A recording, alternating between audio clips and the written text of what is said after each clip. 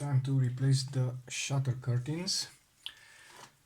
That's the plan for this episode. So cut the new curtains and replace them. I took the measurements for the first and second curtains for both the curtains themselves and the ribbons, and I did compare them to the dimensions from my other FED, and the length is the same for the first curtain, so 69 millimeters, but it's different for the second curtain. I've got 93 here and I've got 95 here. For the second curtain in this camera, there are two measurements for the second curtain, 9.2 and 9.3 centimeters in this case, because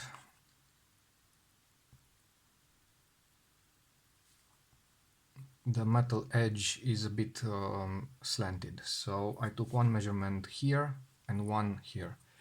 Given the fact that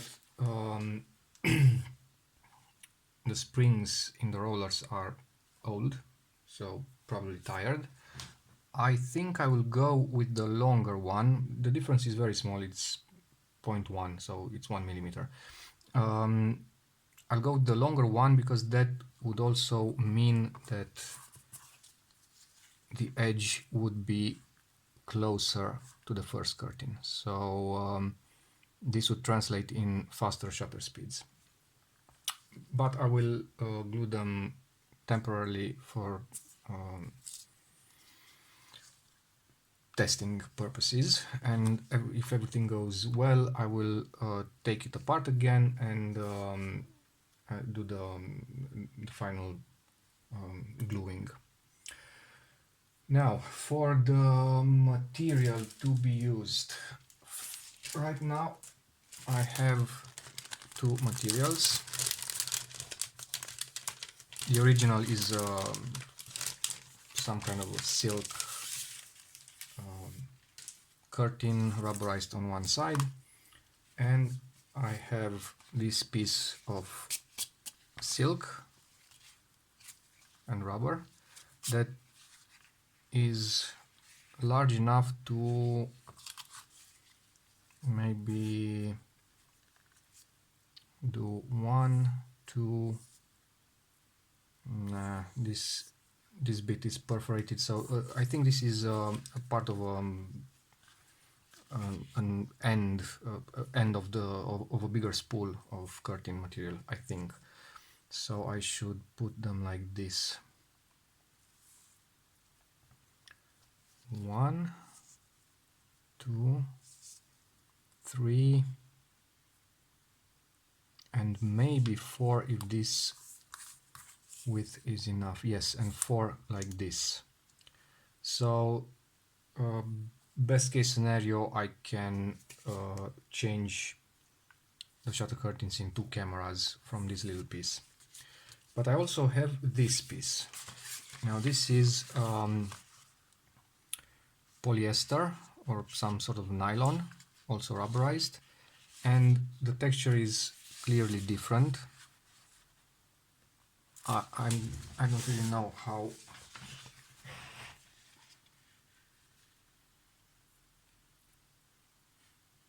So this is darker, more black in this case, and this one is a bit lighter and has a finer texture. Of course, if you want to keep things as original as possible, then you should use this one. I'm still thinking whether I should use silk or polyester. It's quite similar, the silk one is quite similar to the original fabric in texture. This one is totally different, so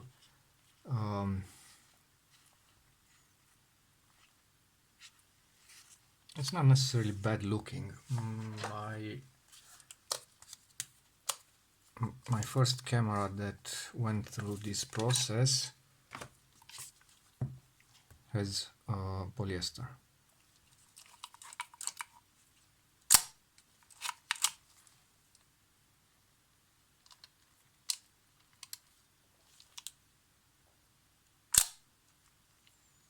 And it's looking okay. It's looking okay, and I don't think anybody cares. But the other aspect of choosing one or the other would be thickness. As far as I know, and from what I've read online, some cameras don't really work well with a material that was not designed. I mean, no, with a material that the camera was not designed for. So, Leica, for example, it needs 0.2 millimeters thick silk, because this one is more flexible than this one. The difference is very small, but I can feel it. So this is just a bit seems just a bit thicker or heavier than this one.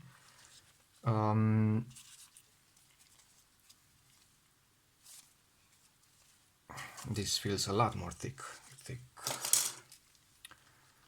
more thick.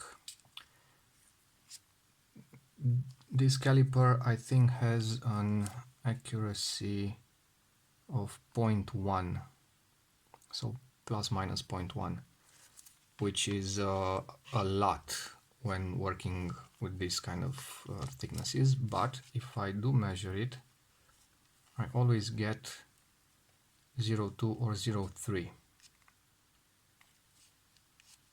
No, 0.2. So I get 0.2. This means it could be, see, if I'm pressing on it, it's 0.2. If I let it go, and now it stays at 0.2, but at some point it went to 0.3. On the other hand, if I'm measuring this one,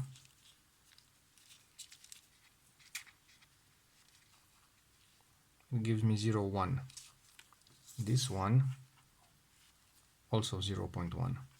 So in any case, these are thinner in appearance, at least, given the error that this one could have. Is both of them are thinner than this one. So the original curtain is thicker, feels thicker, and it's a lot more stiff. This is the least stiff. This is in between, but a lot closer to this one than the original, and this is quite stiff, but it's to be expected. It's old. This rubber compound is cracked, and probably that's the cause. Okay. I think I'll just think it from a rational point of view. I'll think about number of cameras that I expect to replace the shutter curtains in the near future, and I would say I have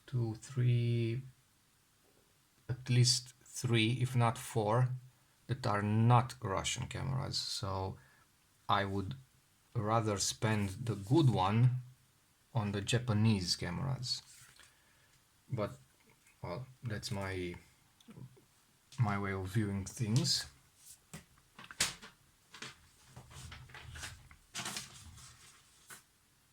So I'll probably go with this one. As I understood from some people that I asked, this polyester was used in later SLR cameras, Japanese SLR cameras. So I'm not expecting any such camera to be taken apart soon. So I'll just use this one for the fed. Okay, so having decided which material to use, having measured the old ones, next decision that I need to make is whether to also replace the ribbons or not.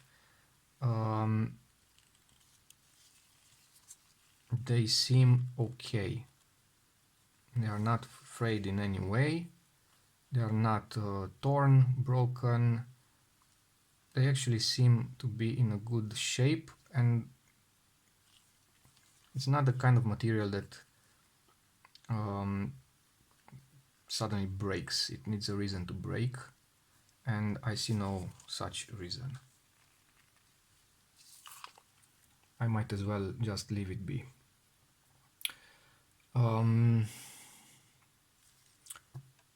Okay, so this is the preparation stage, and the next step would be to open up these metal edges or laths, or I don't know, I saw another name for them, but I forgot.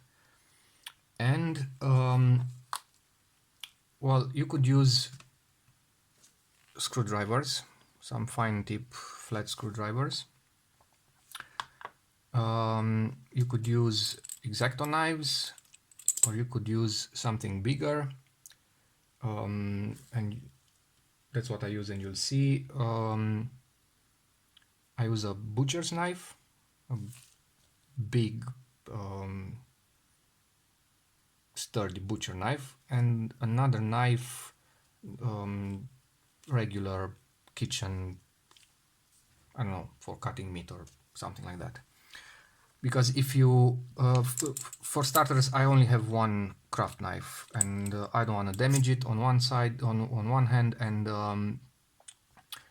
I don't think the blade is strong enough on the other hand. If you use a screwdriver, which I did when I first tried to change a curtain, this will happen.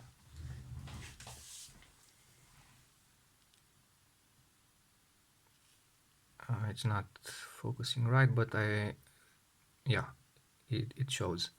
So all the little dimples are actually the impression of the tip of the screwdriver as I went from place to place and tried to pry it open. And there is no way you can actually make them look flat again. I've read some article online, but I don't really remember who wrote it. Maybe Rick Oleson, maybe, I don't remember exactly. In any case, the article said that the author preferred to actually cover these metal edges, like in the Leica or the older Feds and Zorkis. This is a Zorky C, similar to Zorky 1, so similar to Leica 2, and the metal edges are completely covered in fabric and sewn by the edges, but the sewing part is a bit of a mystery to me. I only tried it once. It didn't turn out neither great nor terrible, but I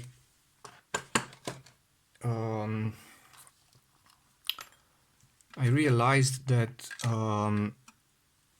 I had some very small light leaks from the needle, so the puncture points leaked a bit, and I had to improvise with some liquid rubber, and I don't really like that. But anyway, I could use that method, so actually take this and glue it over. He said in the article that he used a hammer to thin it down, so with this lath closed, he hammered it really well. I don't know how much you can thin it down, but that's what he did. And then took the fabric and glued it over, something like this, with or without stitches or stitching. Some prefer not to make the stitching because it's difficult, and especially if you want it to look very good, it's very difficult. And at least modern glues are pretty strong. I don't think it would ever unglue itself. Okay, so what I do, these Russian laths or metal edges have two little tabs on the ends that are bent over and closed like I don't know, little safety metal things. So using a very fine screwdriver, I will try to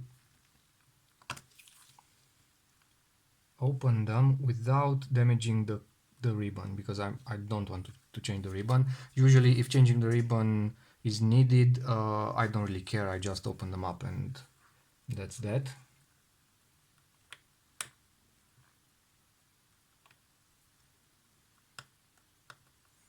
I just need to ever so slightly open them, because afterwards I can use a larger screwdriver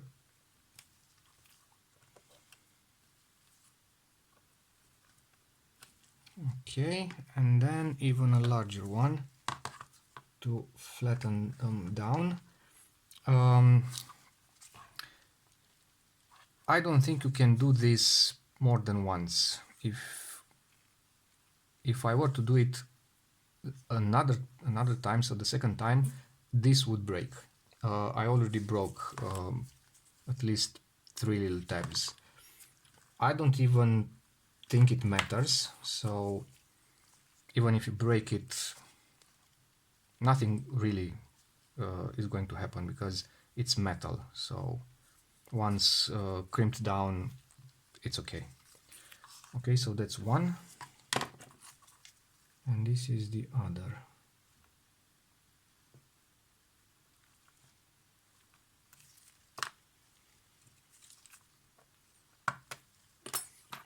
I don't remember if it happened on a Zorky or on this Fed.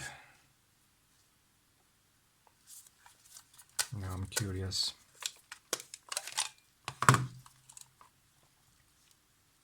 But I can't see it anyway because it's hidden behind the shutter crate. Okay, so now that these are opened, I'll go fetch the knives and open them up. So I use this and this. It's a bit dangerous. I mean, for sure you can somehow slip the blade and open a finger instead of the metal edge, but I found it to work quite well. And I will try to not mess it up right now. So I'm just trying to insert the tip of the knife just enough so that I create a little space.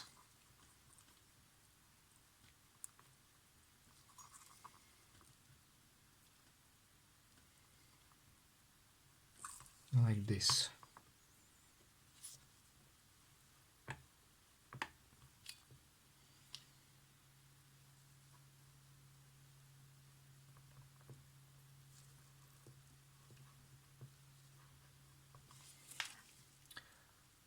The only bad thing is that the blade will rub against the ribbon. There's no way around it. So we'll see if it's still okay or not. Okay, right now I have this gap, and it's about one and something millimeters wide. Then I will take the hatchet, press it down, and with the other knife that should go on this side, actually, in order not to mess with the ribbons even more, I will try to open it even more, so like a crowbar. Okay, it's a bit uneven, but it doesn't really matter as long as I don't make any dents in the metal. I'm fine. Okay, so now this piece of curtain simply tears off.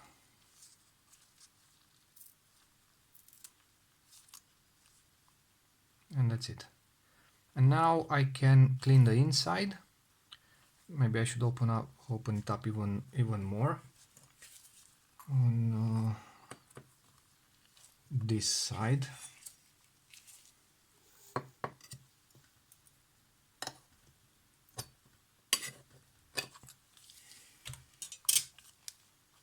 Okay, I'll clean this up with alcohol, and it's ready to be used for the new curtain. And see, I didn't leave any marks, with the exception of this little scratch when the tip of the knife slipped, but that's okay. The ribbons look alright, so that's one. And I will leave this piece by the laths, so I don't get them in the wrong order. Okay, that's one. And this is the other one, which is even trickier, because in this case the ribbons are critical. Alright, so this is first curtain, ribbons attached to rollers. Second curtain, ribbons not so critical, curtain attached to main drum. Oh, and the measurements were all done from end of either ribbon or curtain to end of metal edge. So not from here to here, but from here to here. And the same for the curtains, always from the end to the other end. If you only measure this and you misglue it in a way, meaning that, okay, you have to put it inside, right? But there's no way you really have the certainty that it went all the way in. So measuring from here to here is a better choice, because I never cut it. For instance, if this curtain has 9.3, I think it has 9.3 centimeters, I won't cut 9.3, I will cut 9.6, let's say. Glue it in and then measure it from the edge of the metal to the mark, 9.3, cut there. So that's the way I can be totally sure that the length is okay. I always try to double check, and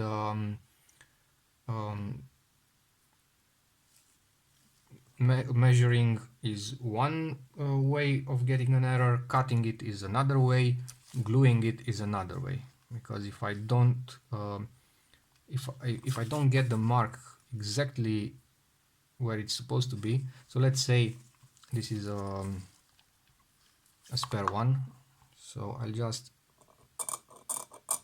scribe a little line. Okay, when it's time to glue it on. If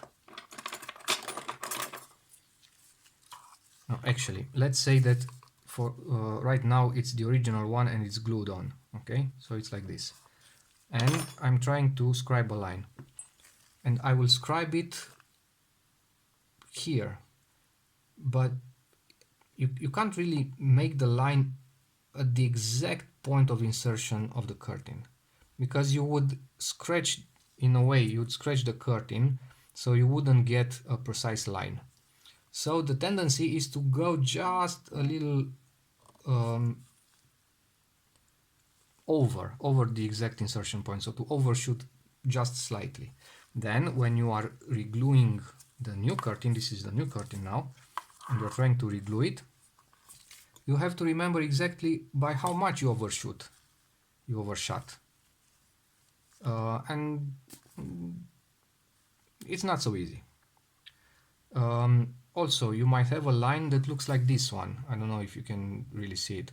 It's not a fine line, it's a series of 2 or 3 strokes with the instrument. So in fact 2 or 3 lines very, very close together. But which one of those lines is the right one? I don't know, I don't remember. I just remember I scratched it. So this is another major point where you can have an error, and that's why, because I don't have enough experience to eyeball it, I prefer to use double-sided tape to get it on the expected position, and then I would rather spend, I don't know, maybe 1 hour more, because I'm not in any rush actually, to test it. So a trial run, test it, and in case things don't line up, as a metaphor, then I can adjust the insertion position. In this case, because I decided to keep the old ribbons, there will be only one, I mean, no, it won't be only one. There's still going to be 2 adjustment points. This is one adjustment point, so the insertion of the first curtain straps on the rollers, and this will be the second adjustment point, the insertion of the curtain on the main drum. But because actually I could use double side tape for both of them. Initially I thought or I intended to actually glue the ribbons permanently and only adjust if needed from the insertion point of the second curtain.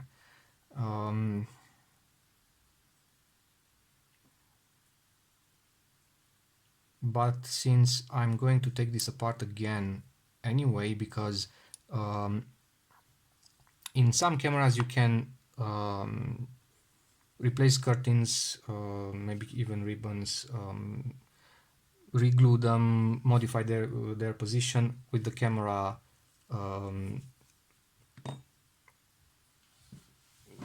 not the camera, with the shutter inside the camera, so the shutter crate inside the camera.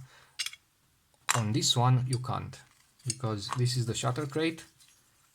Let's assume that everything is back in position, and the shutter crate goes here, right? How am I supposed to re-glue or permanently glue the curtain through this opening? It's not possible. It really isn't. So in any case, I will have to take it off again and re-glue it. So I might as well re-glue them both. It doesn't really matter. It's a matter of minutes. All right. So okay, we got this open. We got the measurements. and by we I mean me, I decided on the materials to be used, in this case polyester, because I have plenty that I probably won't use in any of my other rangefinders. That's about it. Time to rock and roll, right? Of course, fast forward, time lapse, so I don't waste all of your time. Oh, and before I start, because I actually forgot, I still need to clean the rollers. So I'll do that first. Otherwise, I'm not going to be able to glue them.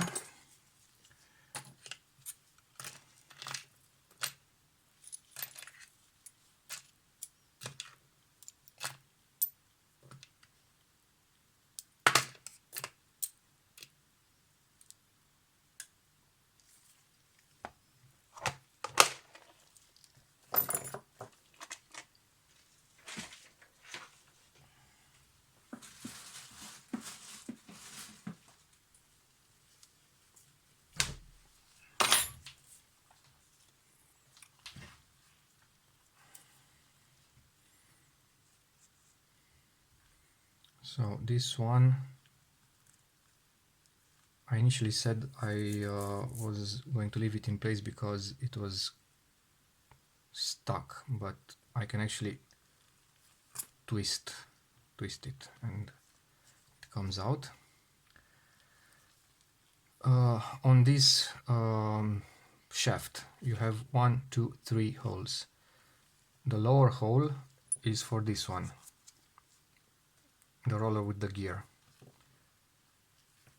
The middle hole is for this one, and the top hole is for the little disc with the notches in it that controls the shutter speed. Okay, so first I'm going to just clean it with naphtha.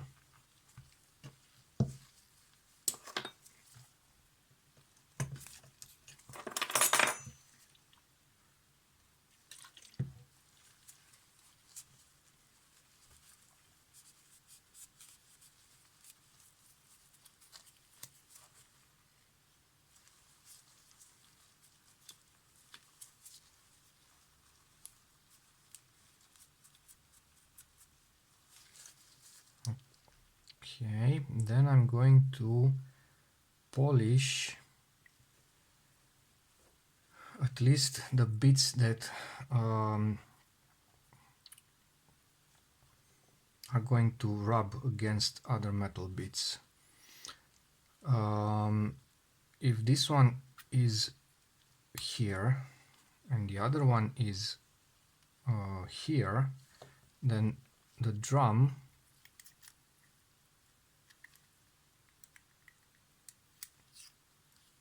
is spinning here.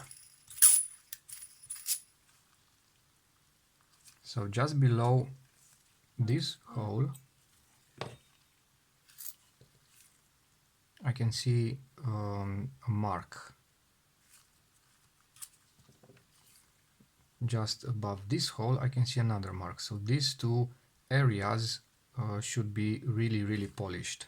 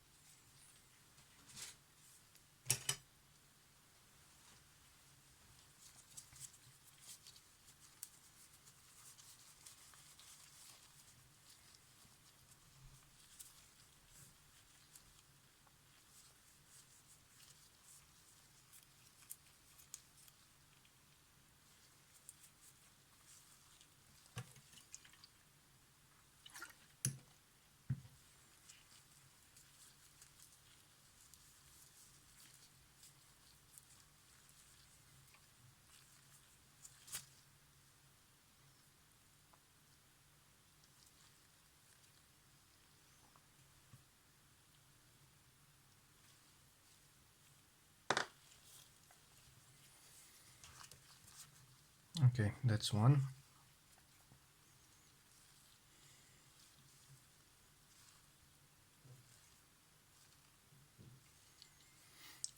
I'll try to also just slightly polish the inside of these bits. This one is sort of an aluminium or stainless steel bushing, and on this side I don't see anything, so I'll just put some compound in there and try to just spin this Q-tip.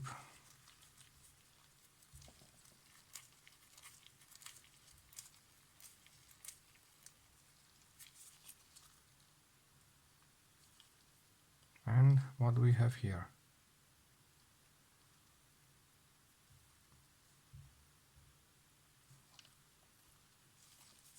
A little washer.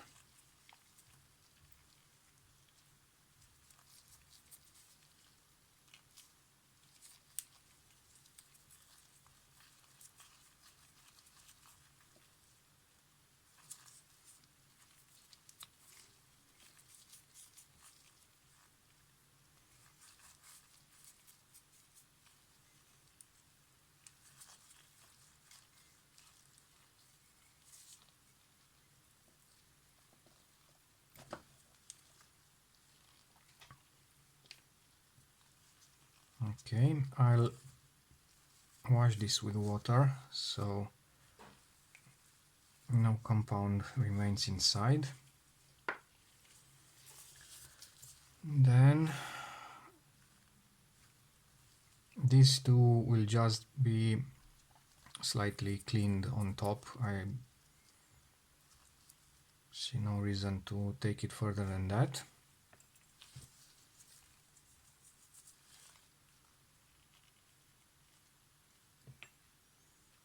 Then we have the actual rollers that will need to be cleaned, and these two ends are also friction points, because the ends of the shafts rub against this part. So these bits against these bits.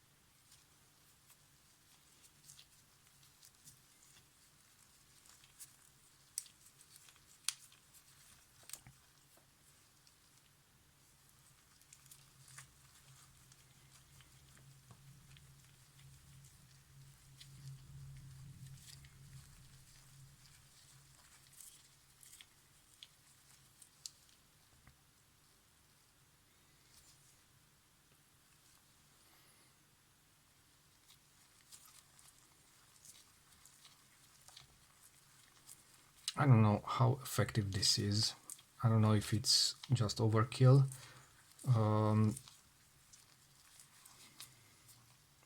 But I'd rather spend, I don't know, 30 minutes doing it than not doing it. In a sense of trying to give the best treatment I can possibly give such a camera. Maybe I will change my mind as time goes by and I gain more experience. Maybe I'll realize that some things are just simply useless, let's say. But right now I really like I mean I don't like this part at all. It's not nice. So all the cleaning of every little thing, replacing shutter curtains, I hate it because I realize how easily I can screw it up. But I don't know, it has to be done. So I'll just do it, and if I am doing it, at least I can try to do it as best as I possibly can.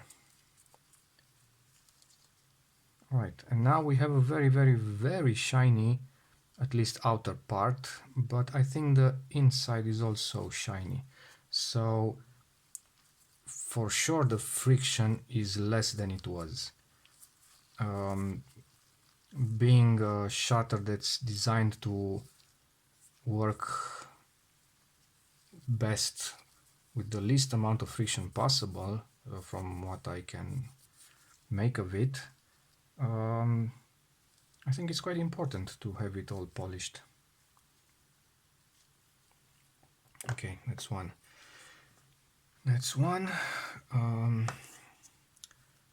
And it is the one with the spring in the middle. The other one must have its spring like this because no, my mistake. It's this one with the spring on the lower side. I mean on the middle.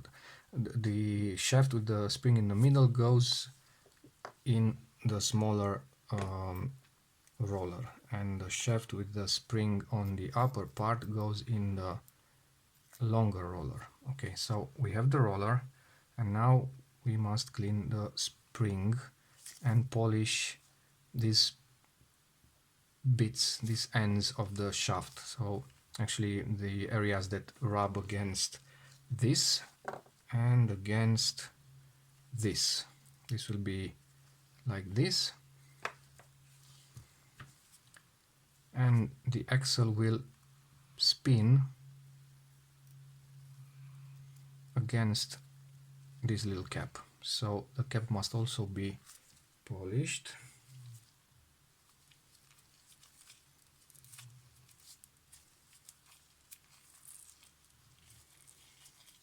Yeah, it's time consuming, but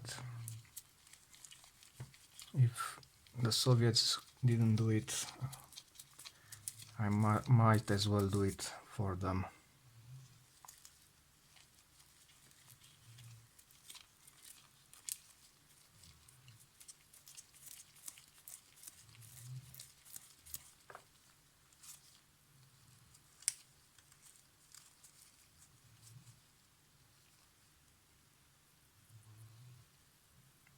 Okay, looks better. So this one is from the drum.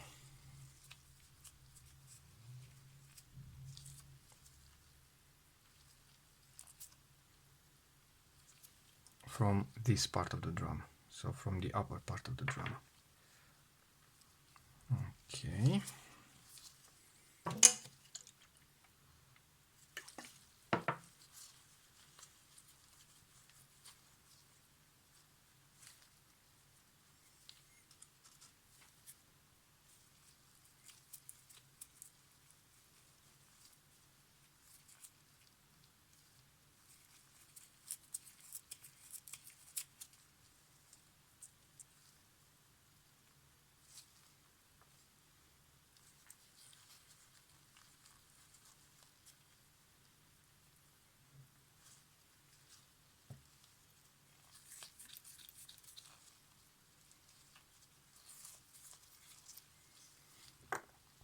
And then there is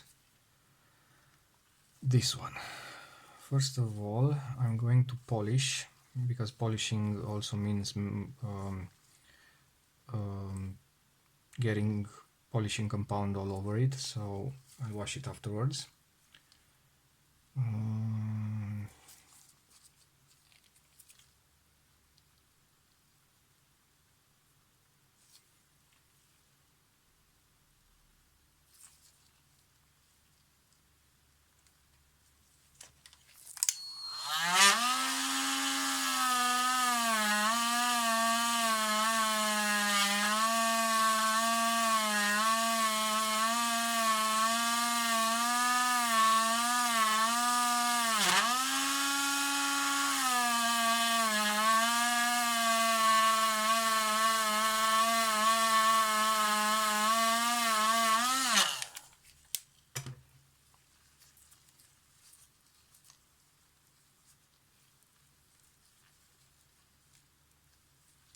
And this is the difference.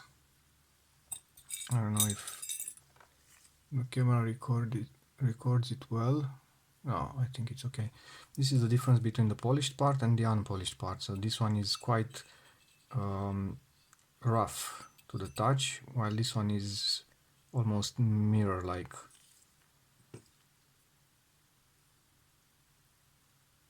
Okay, and then I'll do the same for the upper part. This one is a bit easier.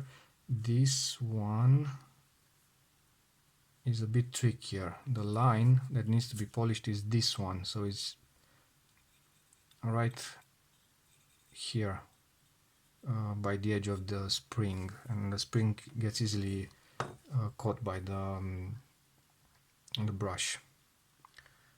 This one has a bit more leeway.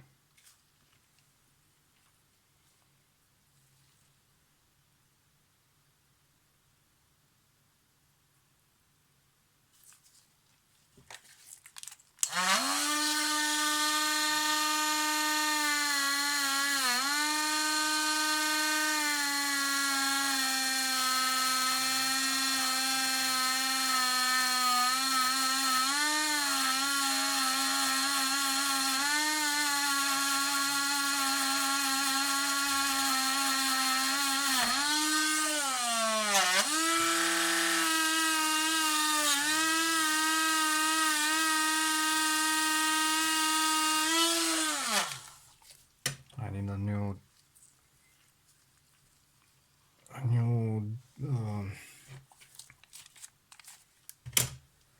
new handpiece. This one was from Lidl, but it's all wobbly. Okay, so this is number one. The spring, I can only use some lighter fluid and I don't know, massage it like this, so the lighter fluid is able to wash the old grease.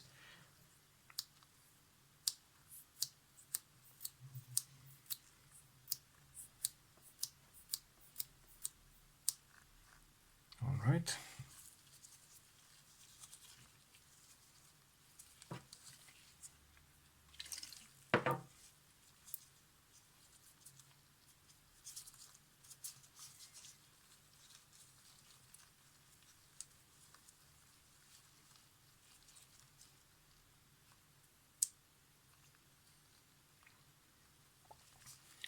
And before reassembly, the reassembly of the shaft and spring inside the roller, I will use, I will use some oil. This is some cheap graphite oil that's diluted in lighter fluid. Some of the lighter fluid evaporated, that's why there's a bit of an air gap, an air bubble there, but it should be fine. This is debatable. I really don't know how much or how little I should use, and I don't really know what kind of oil. My other oil is the Moebius. that's a watch oil, but it's quite heavy. I mean, it's for sure heavier than this one. And even though the Russians used some grease for the rollers, I think a very light oil should be used, and for the time being that's my lightest oil. I'll get some Nye oil as soon as possible because it's very recommended by the more skilled technicians.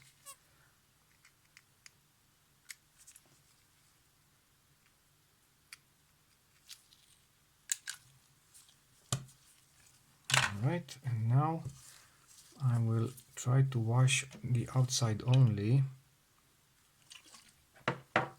to remove any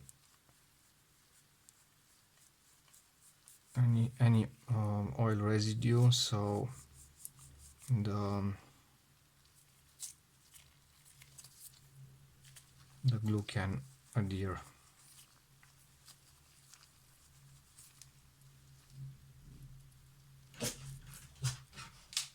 You okay?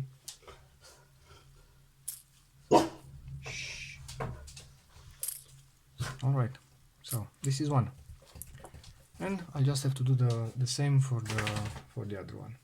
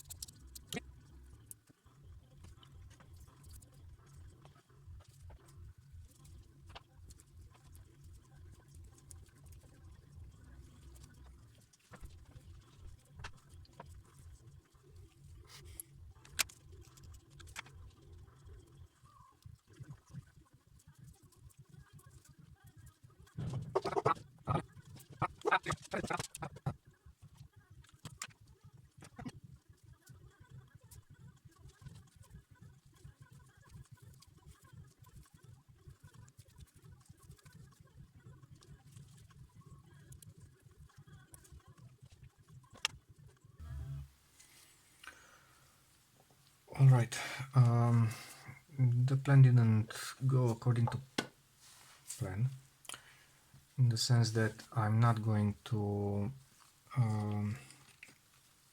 cut and replace the curtains today because it's already almost 12 in the night and I have a very long day tomorrow, and because I forgot about these. Okay, so we have a couple of rollers. They have both been cleaned, polished and lubricated. The idea of lubricant, meaning oil, diluted with lighter fluid, and the dilution should be 9 to 1, 95 to 10, 95 to 5. So pretty much somewhere there at 90% lighter fluid and 10% oil, is that the lighter fluid will evaporate, leaving a very fine layer of oil on the respective parts. So instead of just drenching the inside of the rollers with oil, I use this method. Of course, everything has been done before. I did not invent anything. One thing that could be, I don't know, maybe a side effect is the fact that I think there's a possibility that you oil it not enough. So you don't oil it enough using this method.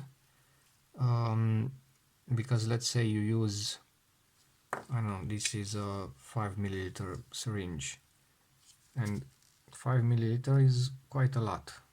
Right now, this is 2.5 milliliters. How much oil do I use to lubricate one of these? 0.1, 0.2 milliliters at most.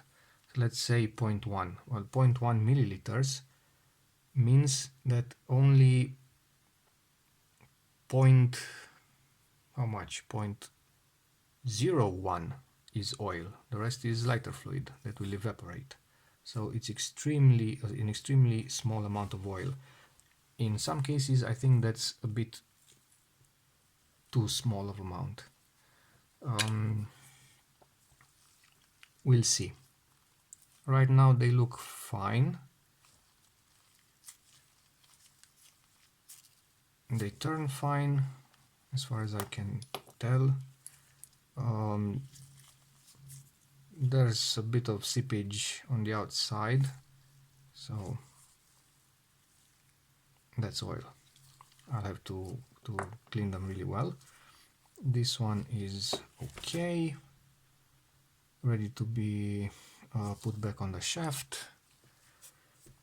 So yeah, tomorrow I can go ahead and replace the curtains. All right, good night everyone.